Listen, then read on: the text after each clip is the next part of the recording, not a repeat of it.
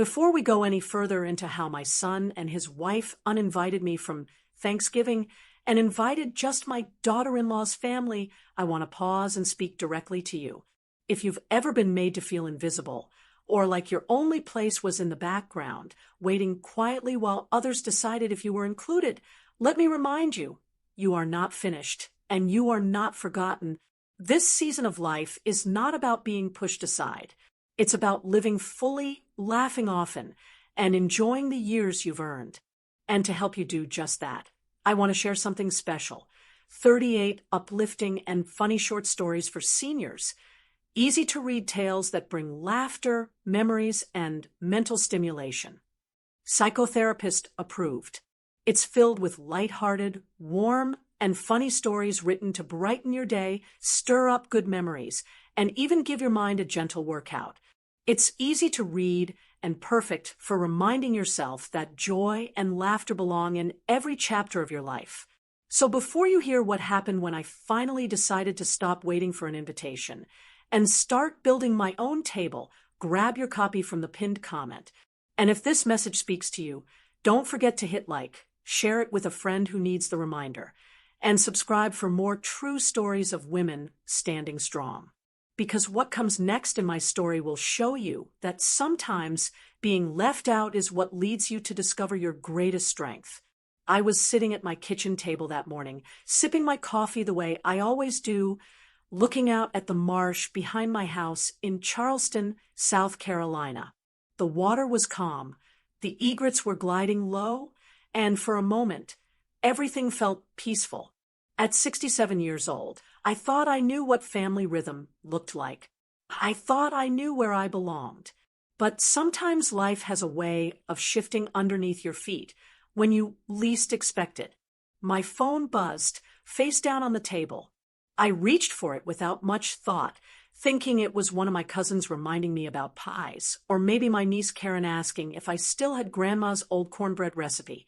Instead, it was a message from my son, Donald. It was short.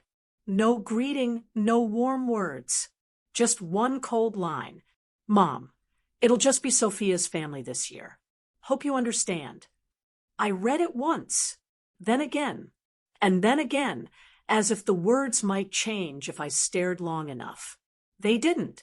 The letters sat there, sharp and plain on the screen, and each time my eyes went over them, they cut a little deeper. I set my cup down carefully, almost afraid my hand would shake, and spill it. I stared at that text until the screen went dark, and still I couldn't make sense of it. Just Sophia's family this year. My son, my own son. The boy I raised, the boy I worked myself to the bone for, the boy I thought would never turn his back on me, had just done exactly that. I didn't answer right away. I wanted to type something, anything. I wanted to ask why. I wanted to tell him how thoughtless that message was, how cruel. But my thumb hovered over the keyboard, and nothing came. Words rose in me, broke apart, and then fell away. In the end, I typed only one word. Enjoy. That was it. Just enjoy. I set the phone down on the table. I pressed my palms against the smooth wood as if holding myself steady. From the outside, if anyone had walked into that kitchen right then, I probably looked calm. But inside, my chest was hollow. My heart felt like it was sliding down into that emptiness. The morning sun was coming through the window, lighting up the little things I had set out for the holiday. A bright table runner with autumn leaves, still folded neat. A stack of new serving dishes I'd picked up on sale at Belk's. I'd already started on some of the cooking, testing the sweet potato casserole I planned to bring, perfecting the cranberry relish that always made my cousins smile. All of it sat waiting like I had a role to play. But now it meant nothing. I thought back to the week before, when I had walked through the market with a basket full of gifts. I had picked out a set of kitchen towels for Sophia, even though she never once used anything I gave her. I'd chosen a model train set for my oldest grandson, knowing how he loved watching them in the station downtown. I'd bought a puzzle for the little one, something I imagined we'd sit and do together after dinner while the rest of the family napped off the turkey. I even picked out a new cardigan for Donald, a soft gray one that made me think of how he used to look in his church clothes as a boy. All of that was sitting in the spare bedroom closet, wrapped and ready. I had pictured myself handing them out after we ate, watching the kids' faces light up, maybe even getting a smile from Sophia if she let herself soften for a second. That picture was gone now, replaced by the harsh glow of a single text message. I tried to remind myself I wasn't the only one in the family. Maybe there was a mistake. Maybe something had changed last minute. But deep down I knew. I'd felt it for years. The distance, the way Sophia's family seemed to take up more and more space, while I was expected to be grateful for the scraps of time left over. I stood up and walked into the living room, my feet slow on the hardwood. On the mantel sat the photo from last year's Thanksgiving. Everyone crowded together in Donald and Sophia's dining room. I remembered how I was tucked to the side, half behind Sophia's mother. I had smiled like I belonged, but inside I had already felt the truth. I was being edged out. This text just confirmed it. I walked back to the table, sat down again, and stared at the screen of my phone. I imagined Donald writing it. Did he even pause before pressing send? Did he feel the sting it would cause? Or was it just easy for him? Easier than having a real conversation? The kettle on the stove whistled faintly. I poured myself another cup of coffee, though I barely tasted it. My mind ran in circles, replaying every holiday from the past 10 years. The dinners where I cooked half the meal, but watched Sophia's family take the credit. The birthdays where I sat in the corner, quiet while the others fussed over each other. The Christmas when I gave my grandson a quilt I had made, and he thanked Sophia's mother instead because he assumed it was hers. Little cuts, each one small on its own. But together, they had carved a deep wound.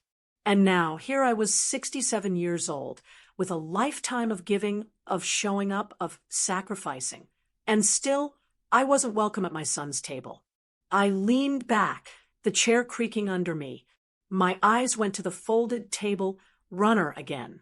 Bright leaves, cheerful colors, untouched. I reached out, ran my hand over the fabric, and folded it tighter, pressing it flat against the table. My lips moved before I even knew what I was saying. Just a whisper, soft but steady. So I don't have a place at their table. And in that moment, the kitchen felt colder than it ever had before. After I whispered those words about not having a place at their table, I sat there for a long time. The house was quiet except for the hum of the refrigerator and the tick of the wall clock. But my mind wasn't quiet at all. Memories began to surface, one after another, like old photos being pulled from a drawer. I didn't even try to push them back down. They came whether I wanted them or not. The truth is, that text from Donald didn't come out of nowhere. It wasn't one single cut. It was the last slice after years of small ones. I thought back to when Donald was little. He was my only child. I worked 2 jobs back then, mornings at the school cafeteria and evenings cleaning offices downtown. I came home tired, but I still cooked him dinner, helped him with his homework, and read him a story before bed. I used to tell myself it would all be worth it, that one day he'd look back and know his mama had been there, even when life was hard. Then he met Sophia. I wanted to like her. At first, I tried. She was polite. She smiled. She talked about her family a lot. But I noticed something early on. Whenever I was around, she had a way of making me feel small. Like my opinion didn't matter. If I suggested a recipe for the cookout, she'd say, "Oh, my mom has a better one." If I brought a gift, she'd say, "That's nice, but we already have something like it." Tiny remarks, but they added up. The first time I truly felt pushed aside was when their first child was born. I drove to the hospital as soon as I got the call. I brought a soft blanket I had quilted by hand, every stitch made with love. When I arrived, Sophia's parents were already there. Her sisters, too. They passed that baby from arm to arm, each taking turns, laughing, crying, taking pictures. I waited, standing in the corner with my blanket folded in my arms. Finally, when everyone else had had their turn, someone handed me the baby for just a minute. I smiled down at my grandchild, but inside I felt the sting. I had waited the longest, even though I was the boy's grandmother too. When I tried to hand over the quilt, Sophia's mother took it and said, "Oh, thank you. He has so many already, but we'll add this to the pile." She didn't even realize it was handmade. It didn't stop there. Holidays became another sore spot. One Christmas, I remember walking in with a tray of deviled eggs. Sophia's family was already seated at the big table, laughing, chatting, plates full. My place was set at the far end, almost at the kids' table. I didn't say anything. I just took my seat and smiled like I belonged, but I felt like a guest in a house where I used to feel like home. Birthdays were the same. Donald used to make a big deal out of mine when he was younger. Even as a grown man, he'd stop by with flowers or call to check on me. But after he married Sophia, things shifted.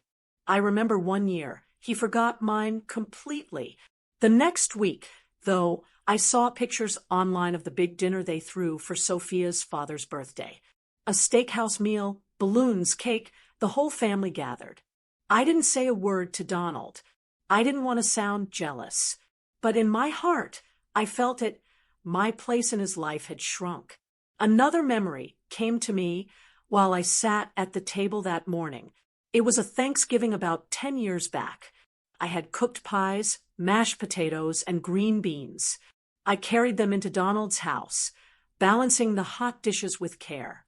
When I set them down, Sophia's mother walked in right behind me with one casserole. Everyone rushed to thank her, asking for her recipe, praising her cooking. My food was placed at the side without much notice. It was like I was invisible in my own family. And yet, I kept showing up. I kept baking, cooking, buying gifts, sending cards.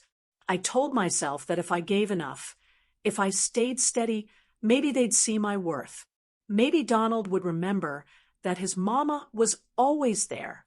But the years rolled on, and Sophia's voice grew louder in his life. I don't think Donald meant to push me aside, not at first. But when one person whispers in your ear long enough, you start to believe them. The Thanksgiving text was just the final straw. I looked around my house that morning, the folded table runner, the serving dishes, the little gifts wrapped in the bedroom closet. I realized I had been preparing not just for a holiday, but for acceptance that was never really coming. And now, at 67, I was left out in the open, told plainly that I didn't belong. I thought about all those years of hard work. The mornings when I packed Donald's lunch before heading to the cafeteria job. The nights when I stayed up ironing his clothes so he could feel proud walking into school. The weekends I spent selling baked goods just to afford his baseball cleats. I remembered holding his hand when his father walked out, telling him, "We'll be okay. We'll make it." And we did. I raised him by myself. I gave him everything I could. Now he had a family of his own, and I was no longer part of the picture. The text wasn't just words on a screen. It was every slight, every forgotten birthday, every moment I was pushed to the edge. It was Sophia's shadow stretching over me until even my own son couldn't see me clearly. I sat there with my coffee gone cold and said to myself, this isn't the first time they've pushed me aside, but it might just be the last time I let it happen without standing up. I didn't know yet what I was going to do. I just knew I couldn't swallow it down anymore. I was still sitting in that kitchen when my phone buzzed again. For a second, I thought it might be Donald, maybe realizing how cold his text had been. But when I flipped the phone over, it was my niece, Karen. I answered, trying to sound normal. Hey, sweetheart. Her voice came through, tight and fast. Aunt Joyce, did you hear? We were cut to. I blinked. Cut to? What do you mean? Thanksgiving, she said, her words tumbling over each other. Donald and Sophia aren't having the whole family. Mom got the same text you did. So did Uncle Jim and Aunt Rose. Even Cousin Michael. 17 of us. All told not to come. It's just Sophia's side this year. I sat there, the phone pressed to my ear. My hand actually trembled. I had been sitting in my hurt, thinking it was just me, thinking maybe it was something personal between Donald and me. But now I understood. It wasn't just me at all. Karen's voice cracked. Aunt Joyce, they didn't even try to explain. Just said it would be smaller. But it's not smaller. It's just only them. I swallowed hard. So her family gets the whole table, and the rest of us get pushed aside. That's exactly it, Karen said. Mom's furious, but she doesn't want to cause a scene. She said to just let it go. Let it go. Those were words I had lived with for years. Let it go when I was put at the end of the table. Let it go when birthdays were forgotten. Let it go when my handmade gifts were brushed aside. I had let so much go that there wasn't much left of me at their gatherings. Karen went on. We thought about trying to do something small at Grandma's house, but you know how tiny her dining room is. It can't hold more than 10 people, and there's no way everyone would fit. I pictured it. Grandma's old house. The walls closing in, the chairs jammed together, people balancing plates on their laps. It wouldn't work. Karen, I said quietly, this isn't about space. This is about control. About who gets to decide what family looks like. There was silence for a moment, then Karen whispered, You're right. That's what it feels like. I leaned back in my chair, staring out at the marsh again. The sun was higher now, brighter, but I didn't feel its warmth. Something was stirring inside me, though. A shift, a kind of steady heat building in my chest. Tell me something, I asked her. How did your mom take it?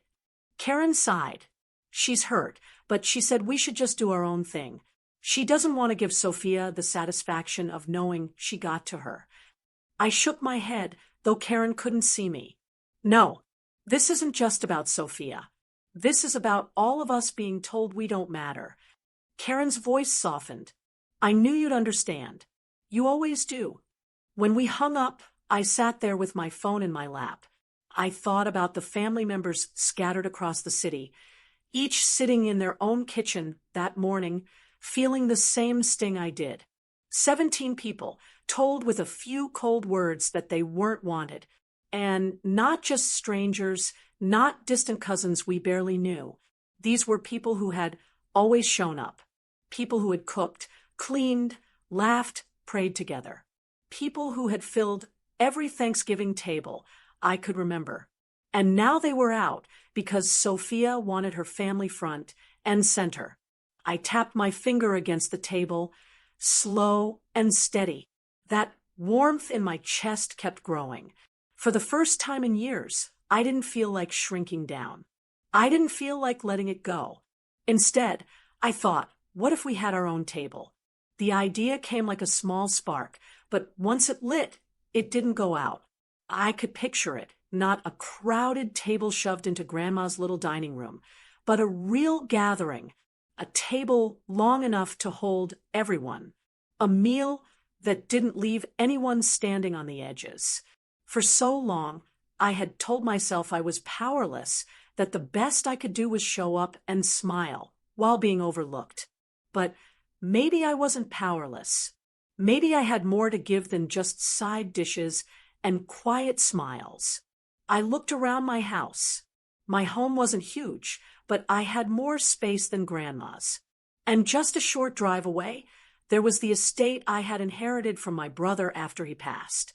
A big white house with wide porches, high ceilings, and enough dining space to fit the whole family, and then some. I had never really used it for much beyond the occasional weekend stay, but suddenly it seemed like the answer. For a moment, I argued with myself. You're 67, Joyce. Do you really want to take on something this big? Do you want to stir up trouble? But another voice pushed back. Trouble's already here. They uninvited you. They uninvited everyone. What's left to lose? I stood up and walked to the spare room, opened the closet door, and looked at the gifts I had already wrapped. The train set, the puzzle, the cardigan. They looked back at me like a promise. These weren't just objects. They were reminders that I still had a place, that I still had love to give. And right then, the decision started to form. Not a full plan, not yet, but the seed of one. If Donald and Sophia wanted their perfect picture with just her family, fine. Let them have it. But I would not sit alone at my kitchen table this Thanksgiving. I would not let 17 other people sit alone either. I would set another table, a bigger one, a brighter one, a table that proved family isn't about exclusion. It's about welcome. The thought steadied me. It didn't erase the hurt, but it gave me something stronger to hold on to. And as I folded the table runner one more time, I whispered to myself, maybe it's time to make a new tradition. If you believe family should mean everyone has a seat, tap like and share this video now. After I whispered that it might be time for a new tradition, I stayed standing in that spare room for a while. The closet door was still open, the wrapped gifts lined up neatly on the shelf. They looked like they were waiting for a celebration that might never come. I felt the sting again, but I also felt something new, a small spark of determination. I carried the cardigan I had bought for Donald back into the kitchen and set it on the table. I sat down in the same chair where I had read his text that morning. The coffee was cold, the plate still empty, but my mind was turning. I pulled out my recipe box, the one with years of handwritten cards. Some were faded, some had stains from gravy or pie filling, but each one carried a piece of family history. I flipped through them slowly, cornbread stuffing from my mother, pecan pie from my sister-in-law, green bean casserole from a church friend long gone. For a moment, I thought about putting the box back in the drawer and walking away. I could have spent Thanksgiving alone with a frozen dinner, let Donald and Sophia have their day, and kept my head down like I always had. That was the easy way, the safe way. But as I sat there, the recipes spread out in front of me, I felt a shift inside. These cards weren't just paper. They were proof that I had been the one holding things together all these years. I had been the one cooking, organizing, showing up. My fingerprints were all over every holiday memory. And I realized something clear as day. They might have uninvited me, but they couldn't erase me. That's when the thought came again, stronger this time. If they won't give me a seat, I'll set my own table. Not just a table for me, and a couple of cousins squeezed into a corner. A real table. Big, wide, welcoming. A table where everyone cut out by Donald and Sophia would have a place. I thought of the estate outside Charleston, the one I inherited from my brother, David. He had built it up after years working in construction, a 6,000 square foot colonial home with white columns and wide porches. When he passed, I kept it, though I only stayed there on rare weekends. It was too large for one woman, and honestly, I hadn't known what to do with it. But maybe now I did. I imagined the dining room, the long polished table, the high ceilings. I pictured chairs lined up down both sides, kids running through the hallways, cousins gathered around the fireplace. For the first time that day, the heaviness in my chest began to lift. Of course, doubt tried to creep in. I'm 67 years old. Did I really have the energy to pull this off? 30-plus people, meals, logistics. It sounded impossible. But then I thought about Donald's text. Hope you understand. I thought about all the times I had been expected to understand, to step back, to make room for others while my own seat was taken away. No, not this time. I picked up my phone and scrolled through my contacts until I found the number of a local chef I'd hired once for a church fundraiser. Mateo. He was young but talented, with a heart for community. I hesitated for only a second before pressing call. He answered on the second ring. "This is Mateo." "Mateo, it's Joyce Campbell," I said. My voice sounded steadier than I felt. "I have a favor to ask." "A big one." There was a pause, then a warm chuckle. "What do you need, Miss Campbell?" "I'd like to host Thanksgiving dinner at my estate in Ravenel for 35 people. I took a breath and added, "and I'd like it to feel like home. Nothing fancy, just real food, and enough of it." Mateo whistled softly. "That's quite an undertaking on short notice." "I know," I replied, straightening in my chair. "But I think it's time for a new tradition, one where nobody gets left out." He didn't laugh at me. He didn't tell me it couldn't be done. Instead, he said, "All right, let's make it happen.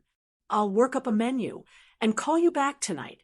When I hung up the phone, I sat very still for a moment. The weight of the day was still there, but underneath it was something else, calm, steady, certain. I gathered the recipe cards into a neat stack. Some of them I'd hand to Mateo, others I'd keep for myself. Either way, they'd be on the table. My family's food, my family's history. I thought about the people who would come. Karen and her parents, my cousins, nieces and nephews, friends who had no place else to go. Every single one of them would walk through those wide front doors and sit down at a table that said, "You belong here." And maybe, just maybe, when the day came, I'd sit at the head of that table. Not because I needed to show off, but because I had earned it. I leaned back in my chair, a quiet smile tugging at my lips. "If they won't give me a seat," I said out loud, "I'll set my own table, bigger, longer, and with everyone welcome." The words filled the room, strong and sure. For the first time in a long time, I felt like I was the one writing the story. Would you have the courage to do the same? Subscribe if you'd build your own table. If you wouldn't, tell us in the comments. Maybe you'll find out why others disagree. After I hung up with Mateo, the kitchen felt lighter. For the first time all day, I had a plan. But once the excitement settled, I knew I needed something more than recipes and phone calls. I needed strength to see this through. Hosting a Thanksgiving for 35 people wasn't just cooking a bigger meal. It was standing up after years of being pushed down. I walked slowly to the back bedroom, the one I rarely went into. In the corner sat a cedar chest, the kind with a heavy lid and brass hinges. It had been sitting there for years, gathering dust. I hadn't opened it since before Donald married Sophia. I used to tell myself there was no point in digging through the past, but that afternoon I felt pulled to it. The chest smelled faintly of cedar when I lifted the lid. Inside were boxes, envelopes, old albums stacked one on top of another. My own private record of a life, lived half in the spotlight, half in the shadows. I sat on the edge of the bed and pulled out the first album. The pages were stiff. I turned them slowly. There was Donald as a boy, grinning with his front teeth missing. Birthday parties where the cake was lopsided because I made it after working a double shift. Christmas mornings where he wore pajamas I had sewn myself. Those photos warmed me, reminded me of the bond we once had. But mixed in were memories that stung. A picture from a Thanksgiving about 15 years ago. Sophia's parents sat in the middle of the frame, smiling like they owned the holiday. I was off to the side, half-cropped, holding a plate no one seemed to notice. At the time, I told myself it didn't matter. But looking at it now, the truth was clear. I had been treated like a guest in my own family's story. I closed the album and pulled out an envelope. Inside were holiday cards, some from my own friends, others from family. One caught my eye, a card from Donald and Sophia the year their first child was born.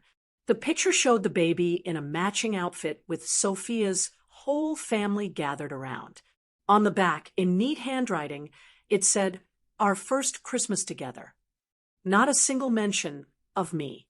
I had bought gifts that year, baked cookies, decorated my house for their visit, and yet when they sent out cards, I wasn't part of the together they were celebrating.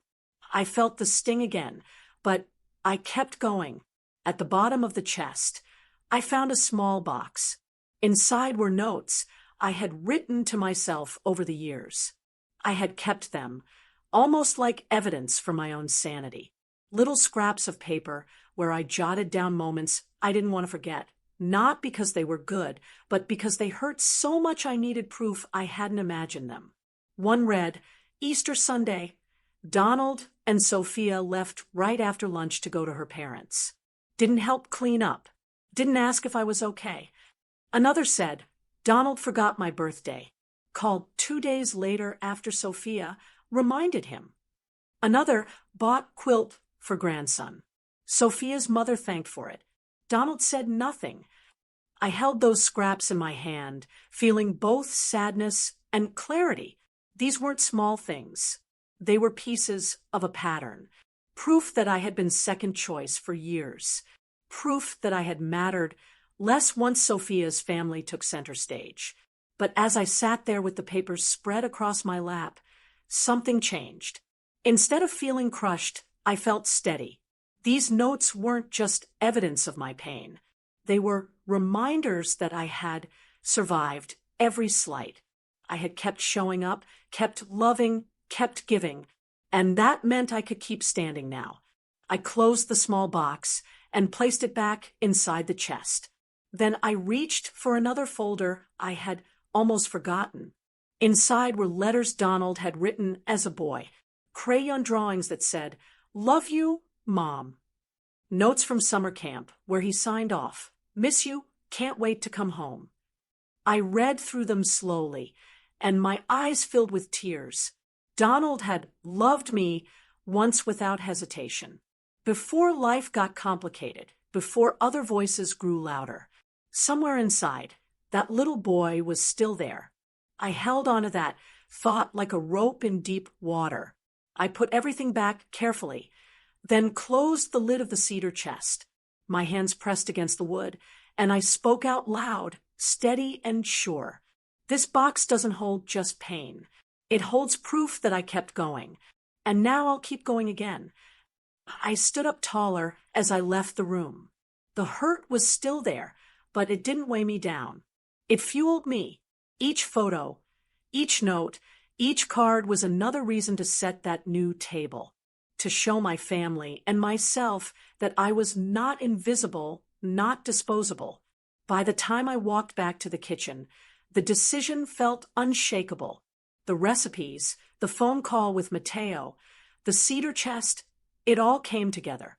Thanksgiving was going to happen at my estate, and it was going to be a feast where nobody was left out. I looked around the kitchen one more time, the sunlight catching on the countertop, and said softly, "This year will be different." And I meant it. Once I closed the cedar chest and walked back to the kitchen, I knew there was no turning back. The plan was set in my heart. Now it was time to put it into motion. The next morning, I drove out to the estate in Ravenel. It had been months since I last walked through those tall white doors. The house sat on acres of old oak trees, their branches stretching wide, draped with Spanish moss. My brother David had loved this land, and I felt him close as I turned the key in the lock. The inside smelled faintly of wood polish and cedar. The caretaker, Mr. Lewis, kept it in good shape, but it still needed a woman's touch to feel alive. I stood in the entry hall and pictured what it could look like, cousins spilling in with coats and casseroles, children running up the staircase, laughter bouncing off the high ceilings. It wasn't empty anymore in my mind. I started with the guest rooms. There were 6 of them, each with tall windows and 4-poster beds. I opened the curtains letting light flood in, then smoothed fresh quilts across each mattress. I placed small lavender sachets on the pillows, just like my mother used to. For the children, I set out little baskets of toys, puzzles, coloring books, soft stuffed animals. For the older relatives, I added extra blankets and tucked slippers at the foot of the bed. These weren't just rooms. They were places of welcome. By noon, Karen arrived to help. She carried a notebook and a pen, her face flushed with energy. "All right, Aunt Joyce," she said, "let's make this happen." We walked room to room, jotting down what still needed to be done. In the dining hall, we counted chairs. 35 people would need a long table, so we decided to line up 3 together, cover them with white cloths, and place centerpieces of pine cones and autumn leaves. I had already ordered personalized place cards from a local calligrapher. They arrived in a neat stack, each name written in ink that shimmered faintly when held to the light. I ran my finger over the raised letters. Uncle Jim, Cousin Rose, Karen, Michael, Rachel, each one reminded me of the faces I wanted to see at that table. At the very top of the stack were 3 cards that made my chest tighten: Donald, Sophia, and the boys. I set them aside for a moment, unsure where they belonged. In the kitchen, Chef Mateo came by to go over the menu. He spread papers across the counter. "I've got turkey, ham, cornbread stuffing, mashed potatoes, roasted vegetables, pies. But I want to add some of your family's recipes. That cranberry relish you mentioned, the sweet potato casserole." I nodded, grateful. "It needs to taste like home." He smiled. "Then it will." The house hummed with life as we worked. Karen made phone calls to relatives, spreading the word. Mateo ordered ingredients. I moved from room to room, straightening, cleaning, preparing.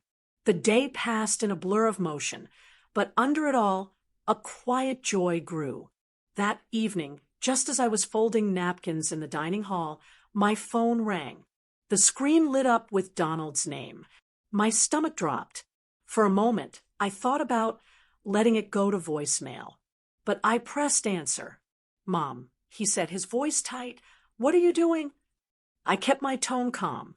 "I'm preparing Thanksgiving dinner." He let out a sharp breath. "You're embarrassing us. Everyone's talking. Sophia's parents heard you're hosting your own thing, and they think you're trying to compete." I folded another napkin slowly, steadying myself. "I'm not competing, Donald. I'm making sure the people you cut out have a place to go." "You need to cancel it," he snapped. "This isn't right." That's when the cold clarity settled over me. I didn't raise my voice. I didn't argue. I simply spoke the truth in a way he couldn't ignore. "Cancel it," I said softly. "Oh, honey, I would never do that. In fact, I've already set a place for you, Sophia, and the boys, right at the head of the table. You're still invited." There was silence on the line, just the sound of his breathing. "But," I continued, "if you don't want those seats, I'll gladly give them to the nice family from the shelter who'd be thankful for them." The words came calm and sweet, but they carried a sting. It wasn't cruel, but it wasn't perfectly kind either. It was the truth. Donald stammered. "Mom, why would you say that?" "Because I've spent too many years letting myself be pushed aside." I said, "I won't do it anymore. You're welcome at my table, but you don't get to decide. Who else belongs there?" Another long pause. Then his voice dropped. "Sophia's not going to like this." I almost smiled. Sophia doesn't have to. Thanksgiving isn't just hers to control. We ended the call without agreement. My hand shook a little as I set the phone down, but I didn't regret a word. For once, I had spoken from a place of strength, not fear. Karen walked in just then, holding a box of candles. She saw my face and tilted her head. "Was that Donald?" "Yes," I said simply. "And he knows where his seats are if he wants them." She nodded, her eyes shining with quiet pride. That night, As I placed the last napkin and smoothed the tablecloth, I looked at the 3 cards with Donald's family's names. I set them at the head of the table, not because I expected him to show, but because I wanted him to know the choice was his. For once, the power wasn't in his hands. It was in mine. And for the first time in years, I felt steady enough to carry it. Do you see the strength in saving seats for people who don't value you? If that hit you, like this video and subscribe. Thanksgiving morning came with an unexpected chill in the air. The news had been talking about a rare cold front moving down from the north, and by sunrise, the sky over Charleston was heavy with gray clouds. I stood on the wide porch of the estate, pulling my sweater tight, and I could almost smell snow in the wind. Snow in November was nearly unheard of here, but that morning it felt possible. Inside, the house was alive. The ovens were already warm, filling the rooms with the smell of roasting turkey and cinnamon pies. Chef Mateo had his team moving like clockwork in the kitchen, and Karen was darting back and forth with her notebook, checking off lists. I walked through the halls, pausing in each room to make sure every detail was ready. Quilts on the beds, toys in the baskets, place cards lined neatly at the long table. By mid-morning, the first car pulled up the driveway. My cousin Rachel and her husband stepped out, followed by their 3 children. The youngest, eyes wide as saucers, looked up at the big white columns. "Is this a castle, Grandma Joyce?" she asked, running up the steps. I laughed and bent down to her level. "Not a castle, sweetheart, just a big old house. But today it's ours." Soon after, more cars began to arrive. Aunt Rose, carrying her famous pound cake. Uncle Jim, lugging a cooler full of sweet tea. Cousins, nieces, nephews. One by one they came, shaking off the cold, their faces lighting up when they stepped inside. The rooms that had sat quiet for years suddenly overflowed with laughter and voices. Children raced up the staircase, sliding down the banisters, while the adults hugged and filled the foyer with warmth. I walked through the crowd, my heart swelling. Every smile reminded me why I had chosen to do this. No one was standing at the edge of the room. No one was left out. Around noon, I slipped into the dining hall to check on the place settings. 35 names stretched across the long table, and each card gleamed in the soft light. At the head, I placed the 3 cards that still made my chest ache: Donald, Sophia, and the boys. The seat sat empty, waiting. Just then, Karen came rushing in, phone in hand. "Aunt Joyce," she said, frowning, "look at this." She held out her screen. Sophia had posted a photo of her own table, already set, captioned, "So, blessed to have a real Thanksgiving with family that matters. Hashtag family first, hashtag grateful." I stared at the words. Real Thanksgiving. Family that matters. It stung, but I didn't let it show. "Let her post," I said calmly. "We'll make our own memories here." Karen nodded, but I could see the anger in her eyes. She slid her phone back into her pocket and helped me light the candles on the sideboard.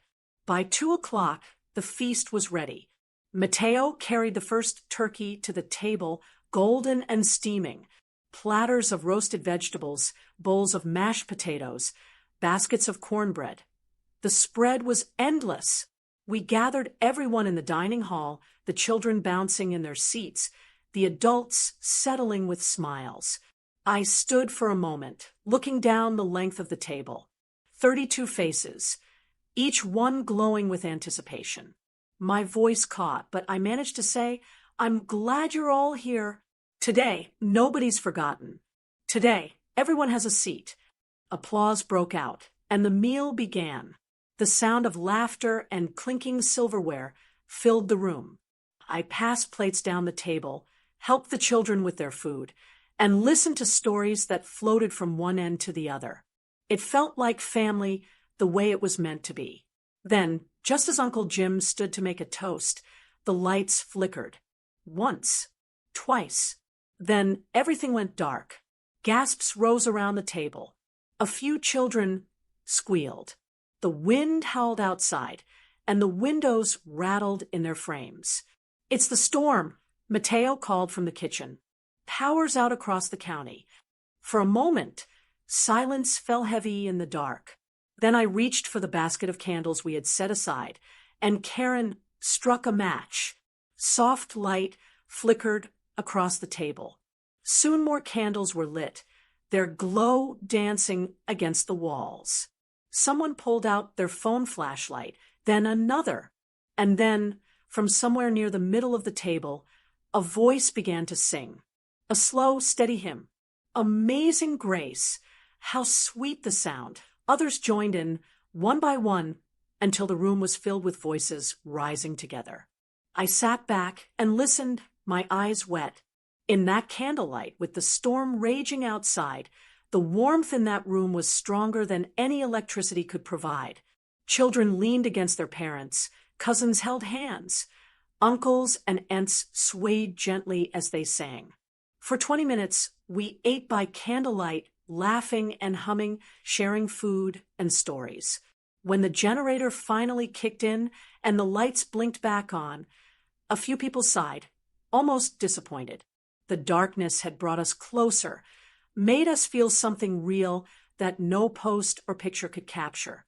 Later, as the snow began to fall outside, a rare, soft white blanket over Charleston, I thought about Donald and Sophia. They were probably sitting at their polished table, just the few of them, lights humming, plates full. But what did they have? A quiet room, a picture-perfect setting with no laughter spilling out, no hymns sung in the dark, no cousins chasing each other through the halls.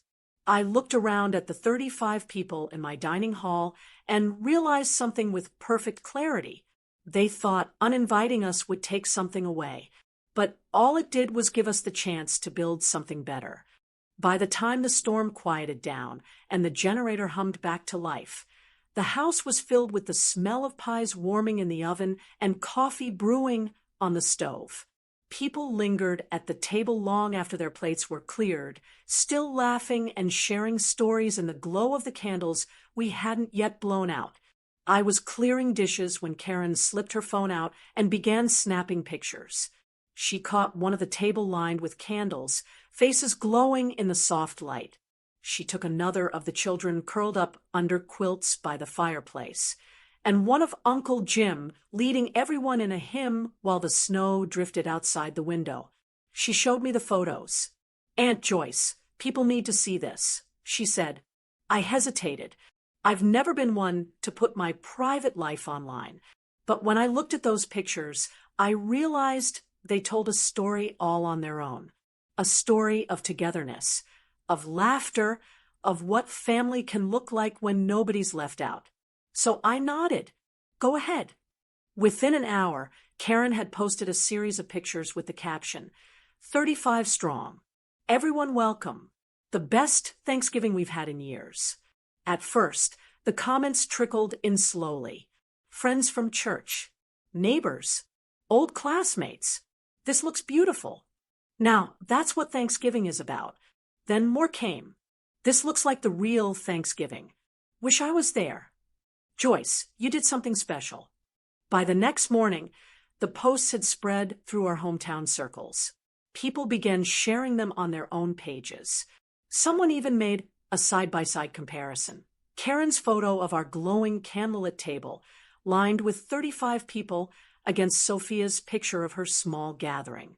Just a handful of them around a stiff, polished table. The caption, "So blessed to have a real Thanksgiving with family that matters." The contrast couldn't have been clearer. Our table overflowed with warmth. Their table looked bare, cold, and empty. Comments poured in beneath the comparison. Which family looks happier here? The Campbells know how to do Thanksgiving.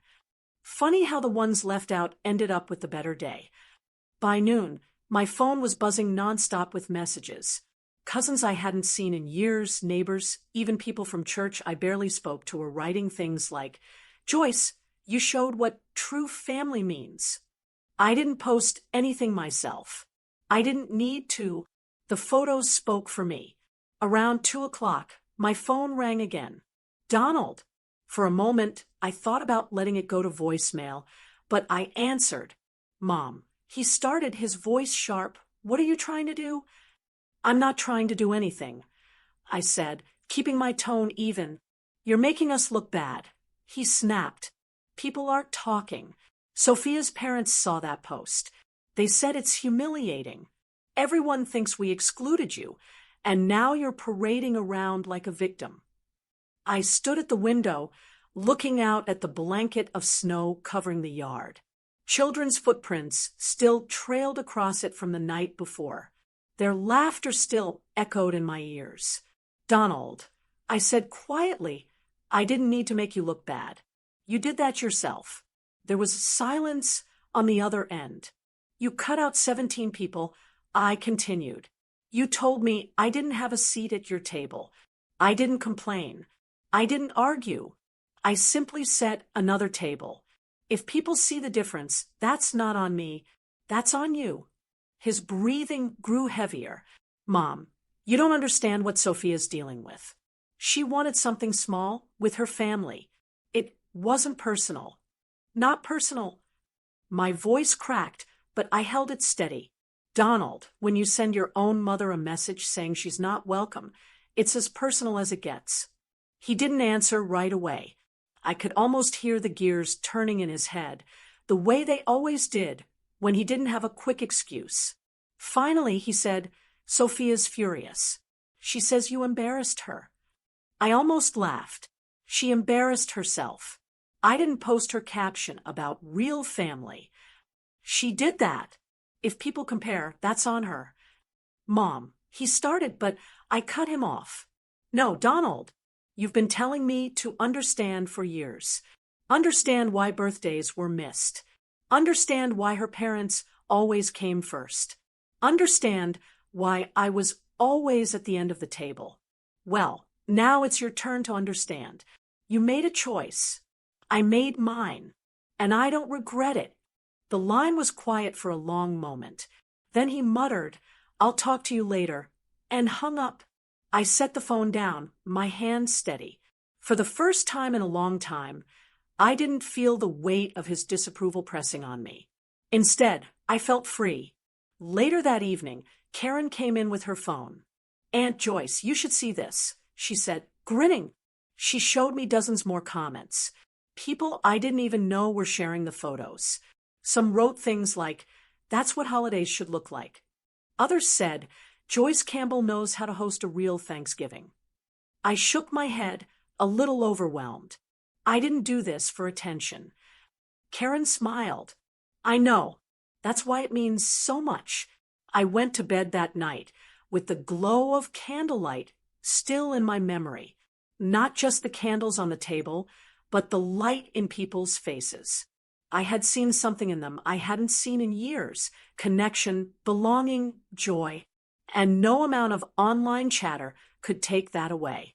Still, I knew one thing for certain. The fallout had only just begun. 2 days after Thanksgiving, I was back in my Charleston house. The estate was quiet again, cleaned up after the gathering. I thought I'd finally have a chance to rest, but life had other plans. It was a Saturday morning when the doorbell rang. I wasn't expecting anyone. When I peeked through the window, I saw Donald and Sophia standing on the porch with the boys. Donald carried a box, and Sophia clutched a photo album tight to her chest. My stomach knotted, but I opened the door. This is a surprise, I said evenly. Donald tried to smile. We thought we'd stop by. I stepped aside, and they walked in. The boys headed straight to the couch, already bickering over who would hold the tablet. Sophia sat down carefully, placing the album on the coffee table. Donald set the box beside it. Karen happened to be visiting that morning, helping me with some leftovers. She came in from the kitchen, wiping her hands on a dish towel, and froze when she saw them. I gave her a small nod to stay. Sophia opened the album. We found some old pictures, she said, her tone softer than usual. Thought you might like them. I leaned forward. The first photo showed Donald as a baby in a stroller, his father pushing from behind. Another showed his first day of school. They had chosen carefully, filling the pages with moments meant to soften me. But then my grandson, the older of the two, looked up from the couch. His voice was clear and simple. "Grandma, your house was better. It was more fun. That's where the whole family was." Sophia stiffened. Donald's eyes darted to his son, then back to me. He forced a laugh. "Kids say funny things." Karen stepped closer, her voice calm but firm. "It's not just kids saying things, Donald. Your mom has always been the one holding this family together. She never missed a school play. She drove you to baseball when your dad couldn't. She even helped you cover rent in college when you were short. She's always been the center. You just chose to stop seeing it." The room went quiet. Donald's face flushed. He looked down at the box he'd brought, then opened it. Inside were odds and ends, birthday cards, school certificates, little notes I'd written him as a boy. He lifted one out, a card with my handwriting on the front. "Proud of you, love, Mom." "I didn't forget everything," he said softly, almost defensive. I stood and walked to the hallway, returning with a smaller box of my own, the one from the cedar chest. I set it beside his. "I kept mine too," I said. I pulled out a folded piece of paper. "This one says, 'Donald forgot my birthday. Called 2 days later after Sophia reminded him.'" I set it on the table. "This one, Donald and Sophia left Easter lunch early to go to her parents. Didn't ask if I was okay." Another slip joined the pile. Donald's eyes dropped to the papers. "Mom, that's not fair." "It's not about fair," I replied, my voice steady. "It's about truth. For years I kept these notes, so I wouldn't think I was imagining things. I wasn't imagining them, Donald. I was living them." Sophia crossed her arms. "We didn't mean to hurt you." "Maybe not," I said, looking her in the eye. "But you did. And then you doubled down with that text." My grandson spoke up again, innocent and honest. "Grandma's house had singing and candles. We don't sing at our house. It was better." Sophia's face tightened. She reached for the album again, as if flipping the pages could erase what had just been said. Donald rubbed his forehead, looking tired. "Mom, I don't know what to say." "You don't need to say anything," Karen told him, her voice softer now, but still firm. "You just need to see it. Really see it. Your mother has always been here. You chose to put blinders on." I folded my hands in my lap. "I don't need an apology, Donald. I don't even need your approval. But I do need respect. And last week, I finally realized I can live without your table, but you can't take mine away from me." For a long moment, nobody spoke. The boys had gone quiet, sensing the tension. Sophia stared at the album without turning the page. Donald sat back, the fight gone from his shoulders. Finally, he said quietly, "I'll think about it." "That's all I ask," I answered. They left a short while later, carrying their album and their silence with them. Karen stayed, helping me clear the coffee table. She placed her hand on mine. "You did good, Aunt Joyce. You didn't let them twist it. You stood your ground." I nodded, though my chest ached. It wasn't easy facing your own child that way. But as I watched them drive off, I knew the truth had finally been laid bare. Between my grandson's honesty, Karen's words, and the evidence I had kept all these years, Donald couldn't deny it anymore. And whether he admitted it today or 10 years from now, the message was the same. I had always been the one holding the family together. And I wasn't invisible anymore. The weeks after Thanksgiving passed slower than I expected. The snow melted, the estate was quiet again, and I had time to sit with what had happened. Some nights, I wondered if I had been too firm with Donald, too sharp with my words. But then I remembered his text, the one that started it all, and I knew I had done what needed to be done. By mid-December, I decided to send out an invitation for Christmas dinner at the estate.